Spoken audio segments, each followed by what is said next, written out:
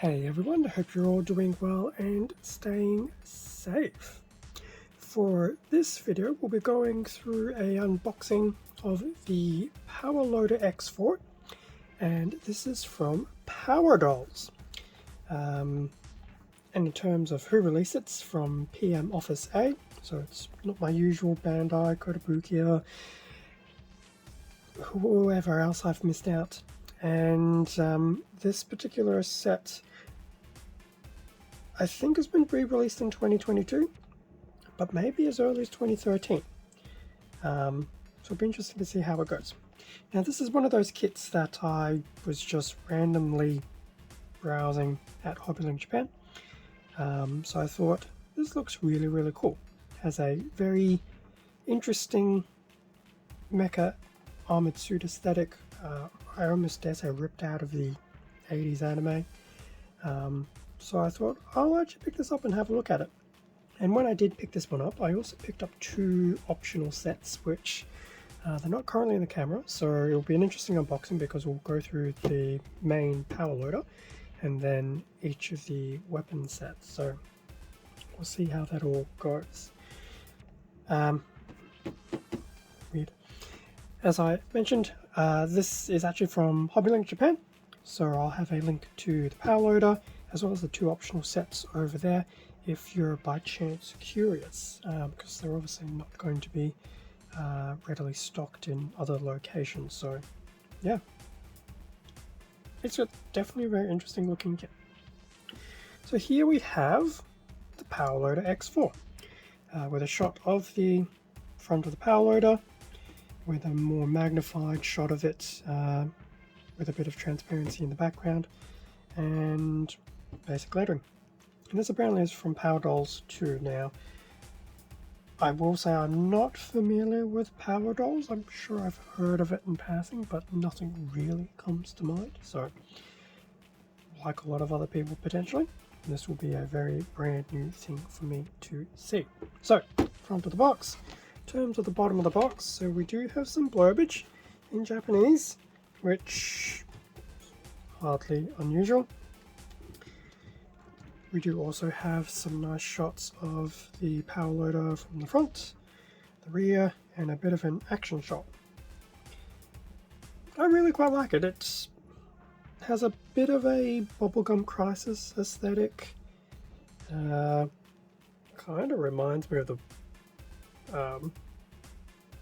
some of the backup suits in Technoman that Ringo and Balzac used. Particularly Ringo's one because it matches some of the colours.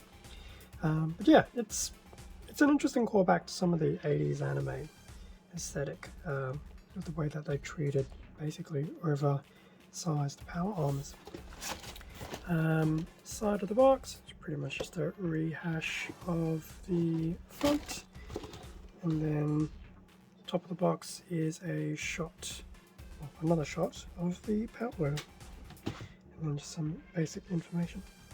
So that is the main power loader. As for the other two items, which I did mention we would go through, let's see how we're going to do this. So the first option set, so this is the weapon set 1. Now, if you just bear with me because I have to do some random clicking in the background. So in this weapon set, there is the Angel Wing, which I suspect are these, and a M51 grenade launcher, which I suspect is that. So in terms of the packaging for this one, it's a lot more bare bones. So we have a shot of the weapon set attached to the power loader, which is very cool. Just give it an interesting silhouette. From the bottom of the box, it's just a bit of a repeat of what to expect inside.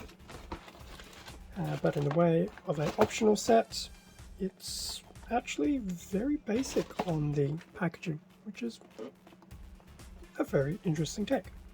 So that is option set 1. In terms of option set 2, and just bear with me with the clicking. So this is the Armored Infantry Armed Set 2. And what does it have included?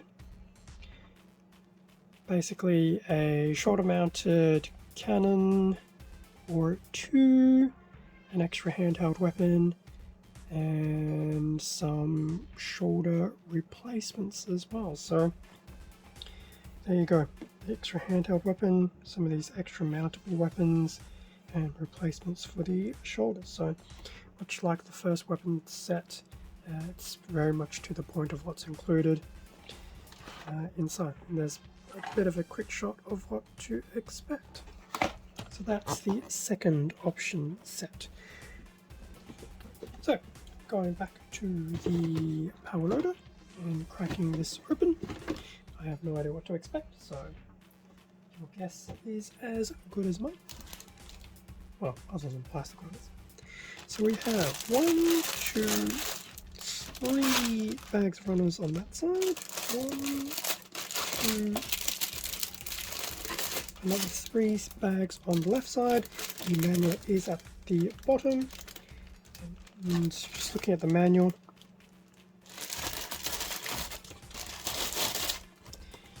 which is right here, and we'll see it a bit more in a moment. I don't know, just looking at some of the attributes, it reminds me, well, doesn't so much remind me, it gives me the vibe of a Kotobukiya build.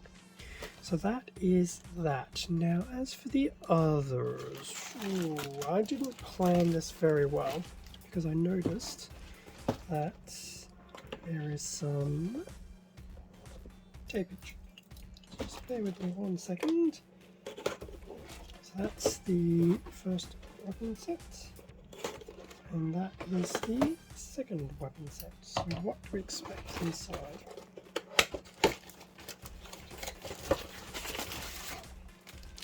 So weapon set number 1, 1 bag of runners, manual, and a order sheet, I believe.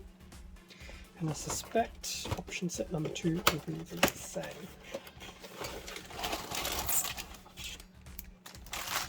Yes.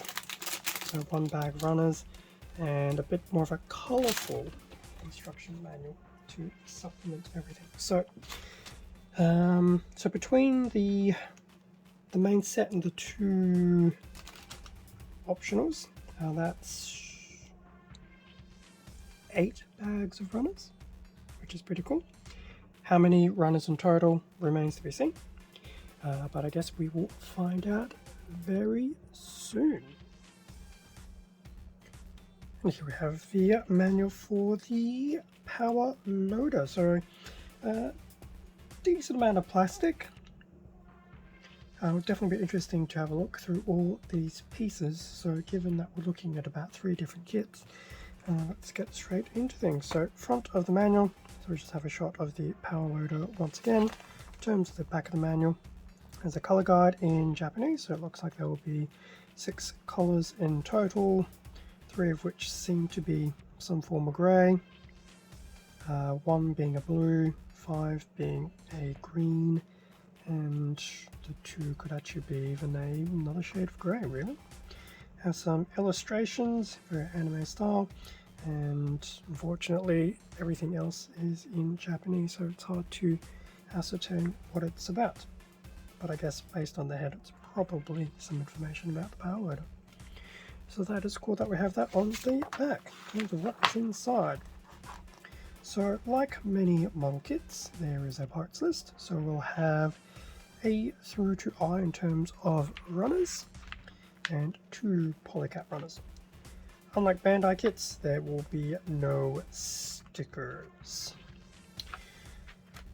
As for the build, I'm assuming we're building the torso first, followed by the waist. So looking at the instructions, it does give me a very strong Kotobukiya vibe. Now, none of the plastic really felt like it had spiky bits, but interesting to see how this goes. So for anyone who's ever built any kits from this particular manufacturer, feel free to leave a comment, or feel free to leave a comment if you're absolutely as new to this manufacturer as I am. Continuing through the build, everything looks pretty stock standard. We have some nice part separation from what I can tell. polycaps where needed, building of the joints and paneling. The build does look like it does have some sufficient detail to play around with as well, so it definitely won't be a quick and easy kit, which is fine. And then we have the last final instructions for the final assembly. So based on this, we do appear to have a few different hand manipulators included. I see a lot of ball sockets as well, so there should be some good articulation at the ankles, the waist, the abdominal area, shoulders. I'm sure there will be some bends and things like that throughout. So that is the instruction manual for the power loader. As for its runners, okay, so runner A, now I will admit, from a scale perspective, based on what's here, it's printed as 1:35 scale, so I don't have much of a reference point for that, but interesting to see how this goes. It will probably be larger than a typical Bandai high grade, maybe on par with a master grade. Time will tell. Anyway, runner A. I feel this is a type of light grey. Possibly looks like white on the video, but it feels like it has a bit of a light grey tinge to it. Some of these parts do have some nice detailing areas, which is cool. So that's the A runner. Moving on to the B runner, which I think is still a continuation of that light grey. Looking at probably waist parts and things like that. So as you can see, the pieces are definitely not small, but they're not overly large, at least not unnecessarily large where they don't need to be. That's the B runner. Moving on to the C runner, which I think is still that light grey. Looking at some of the larger paneling or panels, I think there's also parts of the head here as well. So some of these will be for the legs, which is understandable. That's pretty cool. So that's C.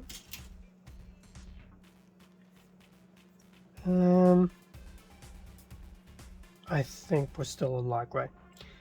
D runner. In fact, there are 2 D runners, which are carbon copies. This, I believe, is part of the shoulder, which will definitely have some nice color options. Now, there is a blue runner later on, so it'll be interesting to see how color accurate this particular kit is when the time comes. So that's the D runner. We have 2 E runners, which, yeah, we'll keep calling it light grey. Definitely some detailing opportunities here, which is good. But yeah, parts do look really nice. The plastic feels pretty solid and sturdy. I don't see any undergating, which is not too surprising, but it looks like they should be your standard ease of snipping pieces out. Nothing unusual. So those are the 2 E's. Now we do move into some different colors. Moving into the F runner, which is definitely a solid grey, if not bordering on black. So we do know there'll be some joints here. Most likely these larger bits will be for the legs.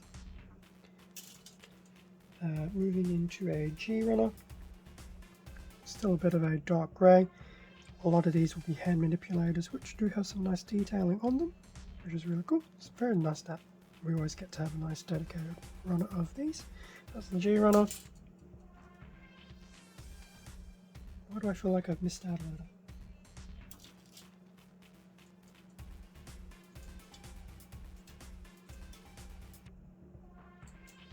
I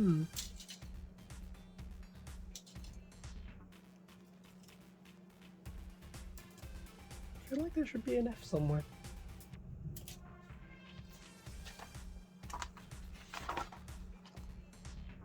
Oh! I read it to the F runner. My apologies. So apparently, in the span of one day, I've forgotten how the alphabet works. H runner in blue. So hopefully this will cover up all the blue areas on the kit, which aren't a lot, but I'm hoping this is all that will be needed. But the blue is a very nice blue. So that's the H runner. And lastly, we have an I runner, which is probably in a lighter grey, or a standard grey, and that'll be most likely the main included weapon, which does look pretty cool. And then lastly, we have two polycap runners.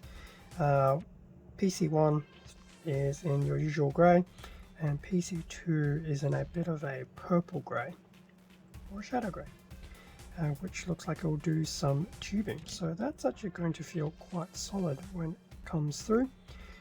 These ones here will be very interesting. Definitely take some care on those. So we have those two polycap runners. So that was the main power loader. Now, looking at the first accessory set, which was the wings and the grenade launcher, if I remember correctly. So here is the included pamphlet that we saw with it, the parts list, and then on the back, being a supplementary instruction manual. It's just going straight to the point of how to build these particular components and then add them to the power doll. I do quite like these wings. We'll definitely give it, as I mentioned earlier, very interesting silhouette. So that's that. In terms of what was included with that particular one, so we have two A runners, carbon copies of each other. So those will be the wings. I don't know, I look at it, it does give me some GPO4 vibes as well, with its own very large, not quite shoulder based thrusters, but they're definitely out there in the back. So those were two A's. That was probably in the usual light grey, and then we have a B runner, and I suspect also in a light grey. In terms of the non-light greys, we have the C runner in a more standard grey. So that will be the very hefty grenade launcher. I'm not sure if it's just the two pieces, but that actually does look really cool. It does make you wonder if this kit will actually be slightly larger than a master grade. So that's that C runner, and then lastly for this option parts, it does have a grey polycap runner in it as well, which is cool. There's probably a few joints to be mindful of in that. So that was the weapon set. In terms of the other set, which was the Armored Infantry Armed Set, what do we have? So we actually had a more of a coloured manual to go with this one. So that's the front of the manual. In terms of the back, so it too actually gets its own dedicated colour guide, 5 colours in total, ranging from a dark blue, yellow, light grey, standard grey, and probably a black. And we have some additional images, and there's even an image of this with pretty much decked out with everything from what I can imagine. We know there's the wings, and we can definitely make out the items from this particular set. So there you go. In fact, this particular image, you can make out one of the wings folded down in the back. So here you go. Very armoured little beast of a suit. So that was the front and the back. In terms of the inside, it'll just be a nice little open pamphlet. We do have the parts list with what was included, and then pretty much straight into the nitty gritty of how to build everything and then attach everything, which is cool. And it looks like everything will be connecting via ball joints and things like that. So yeah, it's actually not too bad at all. So that was that one. In terms of its included runners, we have we have two A runners, both in that I dare say light grey. Probably some of the side canisters. We have two Bs, which are copies of each other in that nice blue that we're getting used to seeing. Now we move into a new subsections of A's and B's. So I guess this is 2A, which is in grey. So some of these will be weapons and the others will probably be some of the underlying connection parts. Interesting to see if that is a piece of flash. I'm going to assume it is. So that's 2A. We have a 2B back in light grey. And then lastly there is a grey polycap. It's actually very cool that we still have some polycaps in this particular kit. So that brings us to the end of going through all of that. So how about we just try and do that? Well, that looks kind of cool. So yes, that is the end of the unboxing of the power loader and its 2 accessory sets. So it'll definitely be a very interesting build. It doesn't look too difficult at all. There's no real small intricate pieces. As I mentioned, it does give me a bit of that Kotobukiya vibe, but time will tell to see how well everything fits together. I know, having done so many Bandai kits, you do get used to a certain level of snap fit building, which is fine, which is good. It's a testament to the quality of the product. But yes, time will tell to see how this one goes. But I do quite like the aesthetic, and I really do like these 2 optional parts that you can also get for it. As I mentioned, I did get this from HobbyLink Japan, so I'll have the product links to power loader and the 2 option sets in the description. Thank you very much for watching this unboxing video. Feel free to leave a like, a comment, subscribe if you enjoyed the content. All of this does help support the channel, and I do greatly appreciate it. Extra content can also be found on my Instagram account, link below. Stay safe and take care, and I will catch you all in a future video. See ya.